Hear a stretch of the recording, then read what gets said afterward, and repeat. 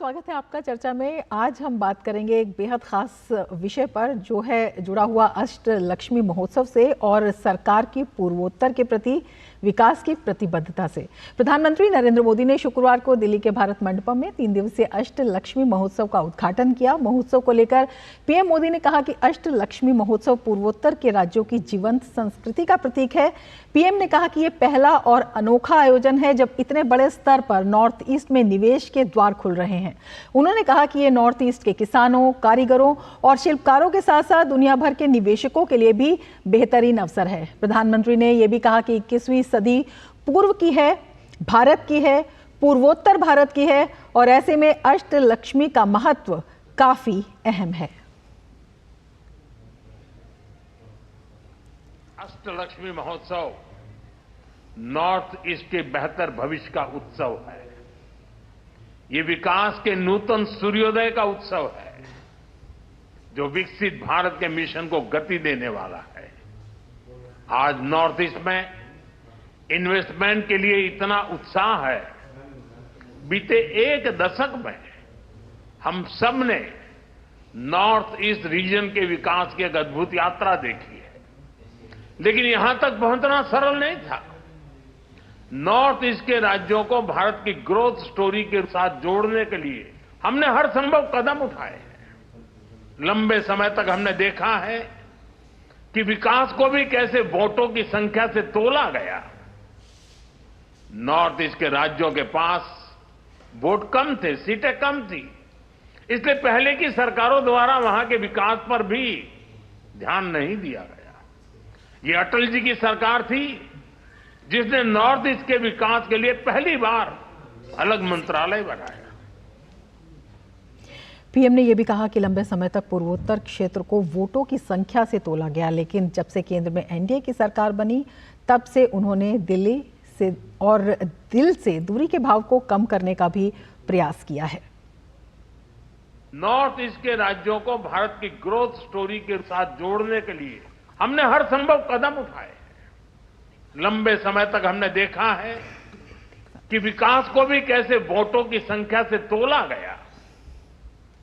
North east के राज्यों के पास वोट कम थे, सीटें कम थी, इसलिए पहले की सरकारों द्वारा वहां के विकास पर भी ध्यान नहीं दिया गया।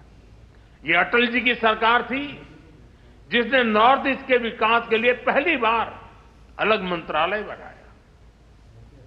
और पूर्वोत्तर के 8 राज्यों को अष्टलक्ष्मी यानी कि समृद्धि के 8 रूप कहा जाता है जो भारत के सांस्कृतिक, सामाजिक और आर्थिक ताने बाने में महत्वपूर्ण योगदान देते हैं। तो आइए आपको पहले दिखा देते हैं कि कैसे इस पहले और अनूठे अष्टलक्ष्मी महोत्सव में पूर्वोत्तर की समृद्ध सांस्कृतिक विरासत की झलक देखने को मिल रही है। राजधानी दिल्ली में पहले अष्टलक्ष्मी महोत्सव का आयोजन किया गया है और उत्तर पूर्व भारत की बेहद खूबसूरत झलक आपको यहाँ देखने को मिल रही है। उत्तर पूर्व भारत के जीवंत रंगों और गतिशील संगीत से गूंज उठा है दिल्ली का भारत मंडपम, जहां आयोजन किया जा रहा है पहले अष्टलक्ष्मी महोत्सव का। इसमें 8 पूर्वोत्तर राज्यों के सांस्कृतिक और आर्थिक ताने बाने को प्रदर्शित किया गया है। 3 दिवसीय महोत्सव क्षेत्र के जीवंत कपड़ा उद्योग, कारीगरी और जीआई उत्पादों को प्रदर्शित करने के लिए एक अभूतपूर्व मंच प्रदान कर रहा है। इंडिया में बहुत सारी ऐसी जीआई प्रोडक्ट तो हैं बट वो फाइल्ड हैं या भी रजिस्टर नहीं हुए। रजिस्टर करने से क्या होता है, उसका वैल्यू बढ़ता है, उसका देश और प्रदेश दोनों में वैल्यू बढ़ता है। उसके वैल्यू बढ़ने से क्या होता है, वो जो लोग काम करते हैं उनके इनकम में बढ़ोतरी होती है। ये कार्यक्रम पूर्वोत्तर के कारीगरों और खरीदारों के बीच दीर्घकालिक व्यापारिक संबंधों को बढ़ावा दे रहा है। ये निवेशकों को कपड़ा, हस्तशिल्प, कृषि और पर्यटन में निवेश के अवसरों पर चर्चा करने के लिए सरकारी प्रतिनिधियों और उद्यमियों से मिलने का अवसर प्रदान कर रहा है। ये जो स्टॉल देख रहे हैं आप, ये हैंड ब्लॉक प्रिंटर है, ये फैब्रिक एरी है और जो मोटिव्स है वो हमारा असमीज ट्रेडिशनल मोटिव्स है। एंड हमारा main motive to promote Eri and the designs of our North East. ये मैनस्क्रिप्ट पेंटिंग बोलते हैं आसाम का, तो ये ट्रेडिशनल कलर से किया जाता है इस पेंटिंग को, और ये आपका पैर की छाल में किया जाता है। पूर्वोत्तर भारत के उत्पाद आज दुनिया के हर बाजार तक पहुंच रहे हैं। सिर्फ पूर्वोत्तर भारत में मिलने वाला मोगा और एरी सिल्क कैसे बनाया जाता है, ये भी महोत्सव में प्रदर्शित किया गया है। मोगा सिल्क, इसका जीआई भी मिला हुआ है और ये आसाम में सिर्फ, पूरे दुनिया में सिर्फ आसाम में ही बनता है। इसका प्रोसेस शुरू होता है, ये बेसिकली वाइल्ड सिल्क है, ये बनिया सिल्क बोलते हैं। ये प्रोसेस शुरू होता है, ये पूरा लाइव डेमोन्स्ट्रेशन है। ये आपका जो बटरफ्लाई है, ये कोकन से बटरफ्लाई बनने के बाद इसका जो एग्स हैं, एग से हमारा ये कैटरपिलर निकलते हैं। हम लोग का लोकल रैपर ना गल्ला, इसे गल्ला कहते हैं, और ये भी दिस वन ऑल्सो गल्ला, और ये कोड है जो हम लोग का लोकल हैंडमेड है। यकीनन ये महोत्सव प्रधानमंत्री मोदी के उद्यमशीलता, क्षमता और वैश्विक पहुंच के माध्यम से क्षेत्र के विकास के दृष्टिकोण का परिणाम है। Jaya Sinha, DD news, Delhi. तो ये महोत्सव अपने आप में अनूठा है। ये जश्न है पूर्वोत्तर की संस्कृति के पोटेंशियल का, वहाँ की सामर्थ्य का, और किस तरह से वहाँ की ग्रोथ स्टोरी, भारत की ग्रोथ स्टोरी को आगे बढ़ाएगी। इसी पर हम चर्चा करेंगे। हमारे साथ दो खास मेहमान जुड़े हुए हैं। हमारे साथ के झुंझुनवाला जुड़े हुए हैं, जो कि editor in chief eastern panorama Shillong के हैं, और हमारे साथ डॉक्टर नुपुर तिवारी जुड़ी हुई हैं, जो special director national tribal research institute से है। अपने दोनों ही मेहमानों का हम स्वागत करते हैं। नुपुर जी, आपके पास सबसे पहले आना चाहेंगे और आपसे जानना चाहेंगे, अपने आप में ये जो महोत्सव है ये अलग है, पहली बार हो रहा है। किस तरह से ये नॉर्थ ईस्ट का जो पोटेंशियल है तमाम क्षेत्रों में, उसको एक बड़ा मंच है, और कितना ज़रूरी है उसको जानना, देश के लिए भी, दुनिया के लिए भी? जी, ये बहुत ही खुशी की बात है कि इतना बड़ा प्रोग्राम और नॉर्थ ईस्ट का इतना बड़ा प्रोलिफरेशन दिल्ली में हो रहा है। इसे अष्टलक्ष्मी, जैसे आपने कहा, इसे नाम दिया गया है। इसकी 6 से 8 तक इस दिवस को मनाया जा रहा है।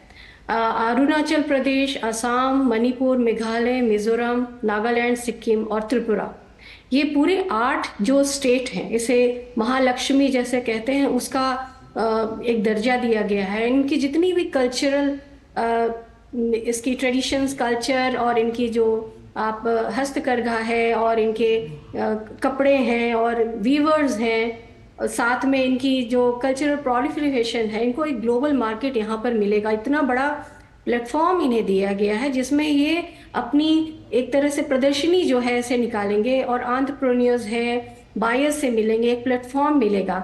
तो ये सिर्फ कल्चरल प्रोलिफरेशन के साथ, इसमें एक सबसे बड़ी बात है कि इनको इतना बड़ा एक प्लेटफॉर्म दिया जा रहा है, और पूरा का पूरा नॉर्थ ईस्ट आकर के एक दिल्ली में अपनी नुमाइश इन्होंने लगाई है। इसमें इकोनॉमिक प्रोग्रेस इतना बड़ा इसमें होने वाला है, और जो हमारे कंट्री का है, जिसे आप कह सकते हैं इकोनॉमिक ग्रोथ में, ये बहुत बड़ा एक हाथ इसमें अभी होगा। बिल्कुल। झुंझुनवाला जी, आपके पास आना चाहेंगे और आपसे जानना चाहेंगे कि जब इतना बड़ा एक मंच मिलता है, निवेश के द्वार खुलते हैं, तो किस तरह से जो वहाँ के किसान हैं, जो वहाँ के कारीगर हैं, और जो वहाँ के इस तरह के लोग हैं, जो शिल्पकार हैं, जो चाह रहे थे लंबे समय से कि वहाँ की जो वस्तुएं हैं वो बाहर आनी चाहिए, वहाँ की जो संस्कृति है, वहाँ का जो पोटेंशियल है वो बाहर आना चाहिए, अब उनकी संभावनाओं को कैसे पर लगे हैं? सर्वप्रथम तो मैं कहना चाहूँगा कि प्रधानमंत्री श्री नरेंद्र मोदी जी 62 बार नॉर्थ ईस्ट आ चुके हैं, और उन्होंने ये प्रयास किया लास्ट 10 साल में कि नॉर्थ ईस्ट न दिल से दूर है, न दूरियां दूर है। जबकि हकीकत ये है कि नॉर्थ ईस्ट एक छोटी सी चिकन नेक से पूरे भारत के साथ जुड़ा हुआ है, और 98% इसकी बॉर्डर्स इंटरनेशनल बॉर्डर है। उस दृष्टिकोण से देखा जाए तो ये जो प्रदर्शनी लगी है दिल्ली में, सबसे बड़ा काम जो करेगी, एक प्रचार का काम करेगी, लोगों को नॉर्थ ईस्ट के विषय में जानकारी होगी। और इस प्रदर्शनी के अंदर एक इन्वेस्टर्स मीट भी रखी गई है, जहां पर बायर्स एंड सेलर्स दोनों मिलेंगे। उससे नॉर्थ ईस्ट में और अधिक इन्वेस्टमेंट भी आएंगे। जहां तक हैंडीक्राफ्ट्स का सवाल है, जब नॉर्थ ईस्ट को जब हम शोकेस किया गया है, पहली बार शोकेस किया गया है, और इतने बड़े रूप से किया गया है, इससे वहाँ लोगों के अंदर जिज्ञासा बढ़ेगी और वो नॉर्थ ईस्ट विजिट करना चाहेंगे। उससे जो टूरिज्म के माध्यम से जो हमारी बेनिफिट्स होते हैं, जैसे हैंडीक्राफ्ट्स बिकेंगे, और बाकी 70-80 किस्म की ऐसी इकोनॉमिक एक्टिविटीज़ है जो टूरिज्म की डेवलपमेंट होने से होती है और उसका बेनिफिट वहाँ के लोगों को मिलेगा। और इकोनॉमिक डेवलपमेंट के दृष्टिकोण से भी, कल्चरल डेवलपमेंट के दृष्टिकोण से भी ये एक महत्वपूर्ण कदम है और ये हर साल सरकार को ऑर्गेनाइज करना चाहिए, कभी दिल्ली में, कभी मद्रास में, कभी बॉम्बे में, बड़े बड़े शहरों में, विभिन्न इलाकों में, ताकि डेवलपमेंट की जो प्रतिक्रिया है वो बहुत तेजी से आगे बढ़े। बिल्कुल, विकास को देखते हुए टूरिज्म की आपने बात की और इसके साथ ही ट्रेडिशन की आपने बात की। आपसे जानना चाहेंगे डॉक्टर नूपुर कि नॉर्थ ईस्ट को तो इससे फ़ायदा होगा ही, लेकिन जो निवेशक हैं, दुनिया भर के निवेशक हैं, उनको वहाँ पर क्या मिलने वाला है? उनके लिए भी कितना बड़ा ये एक मंच है जब हम संसाधनों की बात करते हैं, मानव संसाधनों की भी बात करते हैं, क्योंकि नॉर्थ ईस्ट में जो अगर प्राकृतिक संसाधन हैं वो उनका बाहुल्य जो है वो किसी से छिपा नहीं है। देखिए, इसमें जैसे कुछ चीज़ें मैं बताऊंगी कि ये फ्यूजन है आपके कल्चर का, बिजनेस का, फैशन का, 3 चीज़ों का एक बहुत ही बड़ा फ्यूजन यहाँ पर हो रहा है।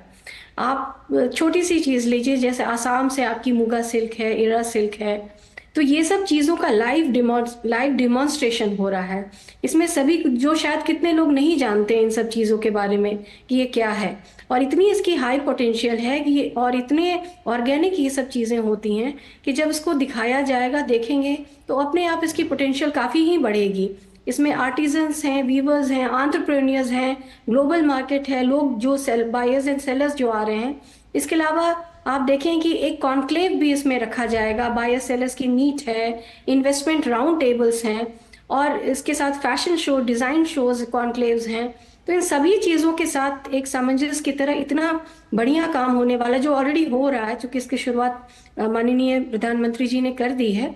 तो it's a very big platform जिस पर सारी चीज़ें एक साथ मिल रही हैं। बिल्कुल, एक बड़े विजन के साथ जो है सरकार आगे बढ़ रही है, एक दूरदर्शिता के साथ आगे बढ़ रही है, एक बड़ी सोच के साथ। झुनझुनवाला जी, आपके पास आना चाहेंगे, आपसे जानना चाहेंगे, नॉर्थ ईस्ट का जो पोटेंशियल है वो लंबे समय तक उपेक्षित क्यों रहा? क्यों किसी का ध्यान जो है इस तरफ नहीं गया? और जिस तरह से प्रधानमंत्री ने कहा कि जो एक वोटों की तरह जो है, वोटों की नज़रिए से नॉर्थ ईस्ट को तोला जाता था, इस वजह से इतने लंबे समय तक नॉर्थ ईस्ट को बहुत परेशानियां झेलनी पड़ी। कितना आपको लगता है कि अब इस चीज़ को समझा गया है और इस पर काम भी हो रहा है? आपसे बात करेंगे इसी पर, लेकिन ले लेते हैं एक ब्रेक। आप बने रहिए डीडी न्यूज़ के साथ।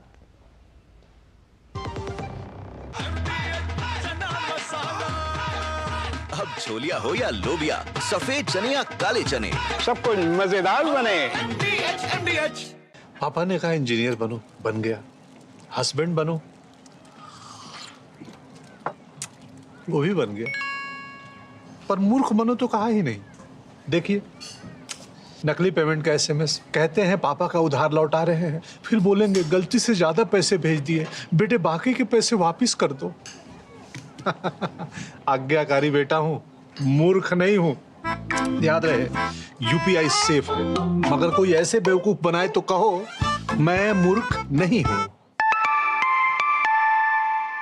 सुनो, एक अच्छी इंश्योरेंस पॉलिसी एआई से पूछते हैं। एक ऐसी पॉलिसी जिसमें प्रीमियम पेमेंट हो लिमिटेड पर इनकम आती रहे लाइफ टाइम। LIC का जीवन उत्सव। एक ऐसी पॉलिसी जो दे होल लाइफ इंश्योरेंस कवर भी। LIC का जीवन उत्सव। वाओ, चलो तो LIC की जीवन उत्सव पॉलिसी ही लेते हैं। मैं भी तुमसे यही कह रही थी, LIC का जीवन उत्सव। लाइफ टाइम सेलिब्रेशन मनाइए LIC के जीवन उत्सव के साथ। फ्यूचर सेट है। जब धरती चीर कर निकलता है लोहे का पत्थर और मिलता है मोंगिया के जोश से, फिर तपता है, पिघलता है और बनता है फौलाद। अब होता है सरिया सारी खूबियों के साथ। मोंगिया स्टील, मजबूत देश का मजबूत सरिया। MDH का किचन किंग किचन में हो तो हम सब कुछ बना सकते हैं। बैंगन का भरता, आलू गोभी, भिंडी मसाला और भी बहुत कुछ। MDH। ब्रेक के बाद फिर से आपका स्वागत है हमारे इस खास कार्यक्रम में, और हमारे साथ 2 खास मेहमान जुड़े हुए हैं। हम बात कर रहे हैं पूर्वोत्तर की प्रगति और केंद्र सरकार के कदमों की, और इसी में किस तरह से अष्टलक्ष्मी महोत्सव एक बड़ा कदम है। झुनझुनवाला जी, आपके पास आना चाहेंगे। और ब्रेक से पहले हम बात कर रहे थे कि नॉर्थ ईस्ट को जो लंबे समय से इग्नोर किया गया, पूर्व की सरकारों ने, तो उसमें किस तरह से ये जो वोट बैंक की राजनीति या वोटों से तोलना कि कम वोट हैं तो विकास के काम कम किए जाएं, ये इसका कितना असर पड़ा वहां के विकास पर?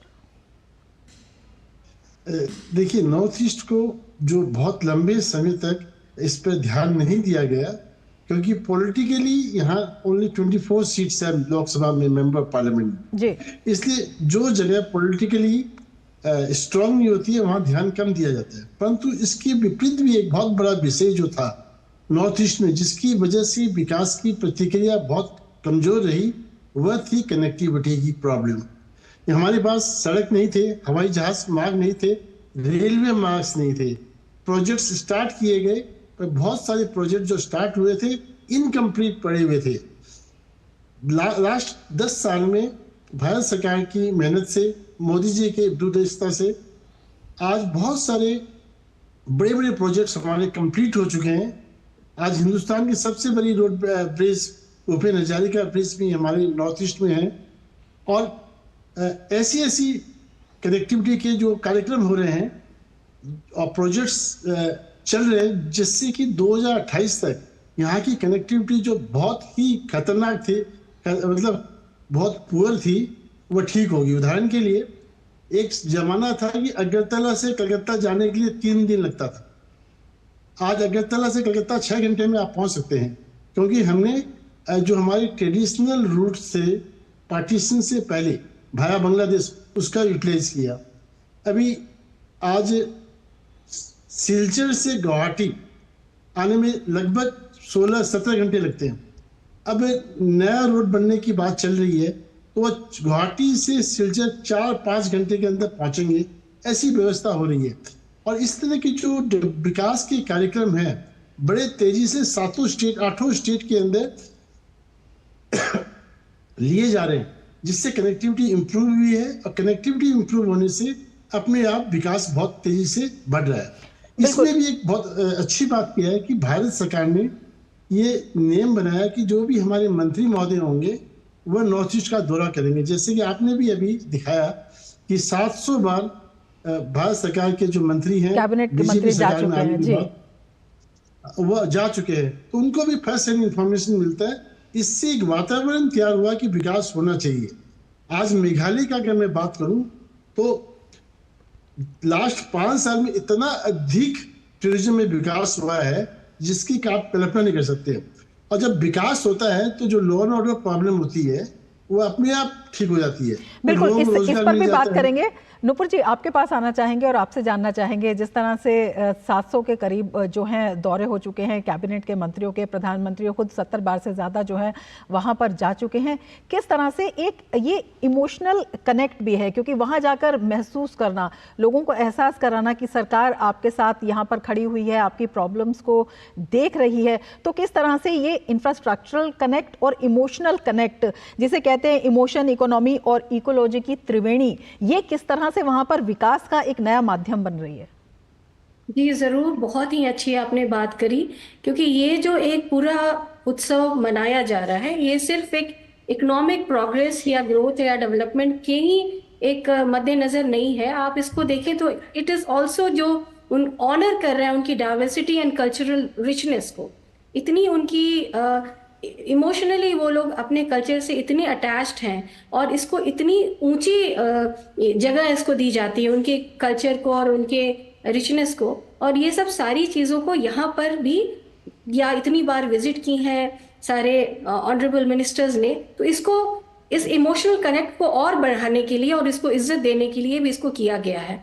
आप अगर इसकी आप देखें या बात करें तो अभी तक नॉर्थ ईस्ट जो है इसमें काफ़ी ट्रांसफॉर्मेटिव इम्पैक्ट्स हुए हैं और चेंजेस भी आए हैं। इस रीजन में आप काफ़ी ही पहले के तुलना में अभी काफ़ी ही इम्प्रूव्ड कनेक्टिविटी हो गई है, इंडस्ट्रियल ग्रोथ, जो ऑनगोइंग डेवलपमेंट काफ़ी सारे सेक्टर्स में जैसे ट्रांसपोर्ट, एनर्जी, डिजिटल इंफ्रास्ट्रक्चर, इन सब चीज़ों के कारण क्या है कि इनकी इकोनॉमिक ग्रोथ में या इनकी कनेक्टिविटी इतनी बढ़ गई है कि काफ़ी बड़ा ही एक योगदान रहेगा अभी के समय में। और विकसित भारत में इसको, ये पूरा नॉर्थ ईस्ट है, इसका काफ़ी ही बड़ा कंट्रीब्यूशन रहेगा। तो ये न्यू अपॉर्चुनिटी सिर्फ ट्रेड एंड बिजनेस की ही बात नहीं है, ये कल्चरल इनके एक काफ़ी इनको सम्मान देने वाली बात है कि इनकी इतनी रिच कल्चर है जिसको ये यहाँ दर्शाएंगे। और ये सब एक सैल्यूट है कि इतनी बढ़िया एक कनेक्टिविटी भी हो गई है, ताकि इतने सुदूर इलाके से आ करके ये यहाँ पर दिल्ली में बिजनेस कर रहे हैं और ग्लोबल पार्टनर्स भी ये बने। और यही एक विश्वास और आत्मविश्वास भी पैदा करता है। इसी पर हम चर्चा आगे जारी रखेंगे, लेकिन उससे पहले ले लेते हैं एक ब्रेक। आप जुड़े रहिए डीडी न्यूज के साथ। बढ़िया है, प्राकृतिक हल्दी, मिर्ची, धनिया नहीं, मिर्ची, धनिया, हल्दी, MDH। Market access, resources, infrastructure, skills. Rajasthan has it all. With the vision of PM Narendra Modi and CM Bhajanlal Sharma, explore endless opportunities at the Rising Rajasthan Global Investment Summit. Register today. जिंदगी की हर छोटी बड़ी जरूरत के लिए आप जो सपने सजाते हैं, बस उसी उम्मीद को तो हम सहारा लगाते हैं। SIP आपकी सेविंग्स को आपकी खातिर काम पर लगाएगी। आज ही अपनी पहली SIP की शुरुआत करें। अधिक जानकारी के लिए अपने वित्तीय सलाहकार से परामर्श करें। LIC म्यूचुअल फंड द्वारा निवेशक शिक्षा की एक पहल। म्यूचुअल फंड निवेश बाजार के जोखिम के अधीन है। योजना से संबंधित सभी दस्तावेजों को ध्यान से पढ़ें। मेरी पसंद, मेरी पसंद, मेरी पसंद, मेरी पसंद, हमारी पसंद, हम सबकी पसंद। मजबूत देश का मजबूत सरिया हो गया स्टील। गोल्डी मसाले के 100 ग्राम के स्पेशल पैक्स में फ्रेशनेस लॉक है। ऐसे गोल्डी मसाले जहां जाएं रिश्ते बनाएं। ब्रेक के बाद फिर से आपका स्वागत है हमारे इस खास कार्यक्रम में, और दो खास मेहमान हमारे साथ जुड़े हुए हैं। झुनझुनवाला जी, आपके पास आना चाहेंगे और आपसे जानना चाहेंगे, जिस तरह से आप बता रहे थे, लॉ एंड ऑर्डर की बात कर रहे थे पहले की, अगर हम बात करते हैं तो एक शांति जो थी वो भी एक बड़ा इशू थी नॉर्थ ईस्ट में। लेकिन अभी जब हम देखते हैं कि सरकार ने जो लगातार कदम उठाए हैं, विभिन्न शांति समझौते हुए हैं, जो स्टेट्स हैं उनके बॉर्डर एरियाज भी काफ़ी जो इश्यूज थे उनको जो है काबू करने का प्रयास किया भी गया है, किया भी जा रहा है। इसको किस तरह से देखते हैं, स्पेशली जब हम यूथ पर फोकस करते हैं, यूथ की बात करते हैं, उसके सामने उसका भविष्य रखते हैं? देखिए, ये बात एकदम सच है कि आज से 15 साल 20 साल पहले नॉर्थ ईस्ट विभिन्न समस्याओं से जूझ रहा था, और नॉर्थ ईस्ट में लोगों का माइंडसेट ये था कि जो बाहर के लोग हैं, जो नॉर्थ ईस्ट के इंडिजिनस पीपल नहीं है, उनके प्रति उनकी भावना बहुत ही नेगेटिव थी, क्योंकि उनके पास रोजगार नहीं था और उनके मन में हमेशा ये डर रहता था कि हमारा जो रोजगार है वो ये लोग कर रहे हैं। तो आज वो परिस्थिति बदली है और लोगों के अंदर जो नेगेटिविटी से हटकर पॉजिटिविटी में जो कन्वर्ट हुआ है, माइंडसेट को जो चेंज किया गया है कि डेवलपमेंट होना चाहिए, तो यहाँ के नेता हैं, पॉलिटिकल पार्टीज के नेता हैं या ब्यूरोक्रेट्स है, जो भी है, उन सभी का जो माइंडसेट जो सरकार ने 10-11 साल में चेंज करने की जो कोशिश की है, उसकी वजह से शांति भी बनी है और डेवलपमेंट भी हुआ है। एक छोटा सा उदाहरण मैं आपको देना चाहूँगा। जैसे मन की बात में प्रधानमंत्री जी ने एक बार हमारे डाउकी में जो क्लीनेस्ट रिवर है उसके विषय में रेफरेंस दिया। अब उससे एक छोटा सा स्टेटमेंट प्रधानमंत्री जी का एक कार्यक्रम के अंदर, उससे फायदा ये हुआ कि उस एरिया में कई और नए होटल्स बन गए, नई गेस्ट हाउस बन गए, या जो लोगों ने घर में अपना पेइंग गेस्ट हाउस बना दिया, तो इकोनॉमिक एक्टिविटीज वहाँ में बहुत अच्छी बन गई। एक ज़माना था जब यहाँ में रेलवे का विरोध आज भी चल रहा है, कनेक्टिविटी का भी विरोध चल रहे थे। आज वही प्रांत के अंदर लोग गवर्नर ऑफ मेघालय के पास गए कि हमारा चेरापूंजी, जहाँ पर दुनिया में सबसे अधिक बरसात होती है जी, हम आपको जमीन फ्री में देंगे, आप वहाँ एयरपोर्ट बनाइए। आप देखिए, आज से 5 साल पहले वहां सिर्फ 2 होटल हुआ करती थी, आज 400 से अधिक वहां गेस्ट हाउस है जी, और in private sectors, 10 room 8 room 7 room सबकी। तो ये इस हिसाब से वहां में डेवलपमेंट का बिल्कुल। और ये जो विकास है, ये जो आर्थिक गतिविधियां हैं, दुनिया, देश ही नहीं बल्कि दुनिया से इसे जोड़ने का काम भी सरकार करे। नूपुर जी, बहुत छोटी सी प्रतिक्रिया आपसे लेना चाहेंगे। G20 के दौरान जो है आईमेक विजन जो है देश के सामने रखा था भारत ने, जिसमें Bharat middle east Europe corridor Bharat के नॉर्थ ईस्ट को दुनिया से जोड़ेगा। तो ये अपने आप में कितना महत्वपूर्ण है और कितनी विकास की धारा जो है अब वैश्विक स्तर पर भी बहती हुई दिखाई देगी?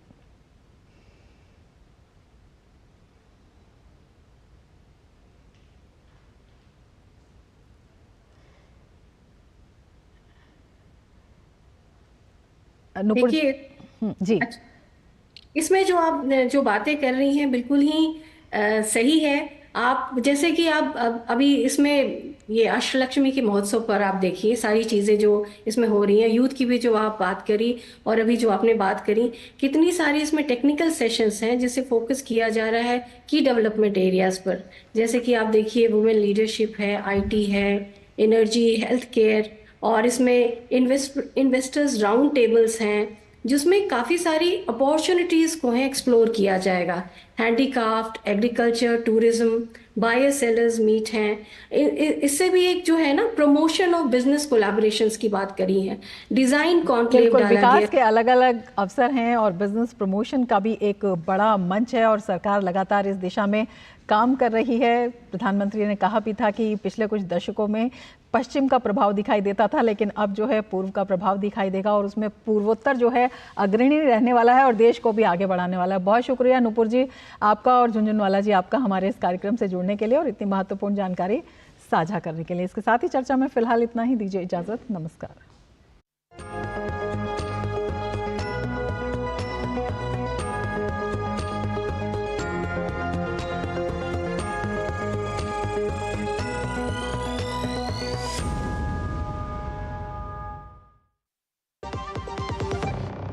पापा ने कहा इंजीनियर बनो, बन गया। हस्बैंड बनो, वो भी बन गया। पर मूर्ख बनो तो कहा ही नहीं। देखिए